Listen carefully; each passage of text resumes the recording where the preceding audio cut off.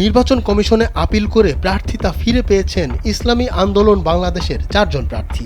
দলটির পক্ষ থেকে করা 5টি আবেদনের শুনানির পর 4টি আসনের মনোনয়নপত্র বৈধ ঘোষণা করেছে কমিশন। 10 জানুয়ারি নির্বাচন কমিশন ভবনে সাংবাদিকদের এই তথ্য জানান ইসলামী আন্দোলন বাংলাদেশের পক্ষে শুনানিতে অংশ নেওয়া আইনজীবী মোহাম্মদ হানিফ মিয়া। অ্যাডভোকেট হানিফ মিয়া বলেন, নির্বাচন কমিশনের কাছে 5টি সংসদীয় আসনের জন্য আপিল করা হয়েছিল, যার মধ্যে 4 জন প্রার্থীর মনোনয়নপত্র বৈধ ঘোষণা করা হয়। কমিশনের সিদ্ধান্তে বৈধ ঘোষিত প্রার্থীরা হলেন চট্টগ্রাম 11 আসনে নূর উদ্দিন, ঢাকা 18 আসনে আনোয়ার হোসেন, মানসুর আহমেদ সাকি চাঁদপুর 2 এবং শাহজাহান আলী তালুকদার বগুড়া 3।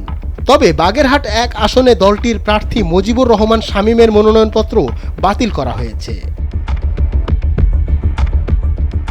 মনোনয়ন বাতিলের বিষয়ে জানতে চাইলে অ্যাডভোকেট হানিফ মিয়া বলেন, এখন পর্যন্ত তাদের 39টি মনোনয়নপত্র বাতিল হয়েছে। এর মধ্যে রিটার্নিং কর্মকর্তা পরে 3 জনের মনোনয়ন বৈধ ঘোষণা করেছেন।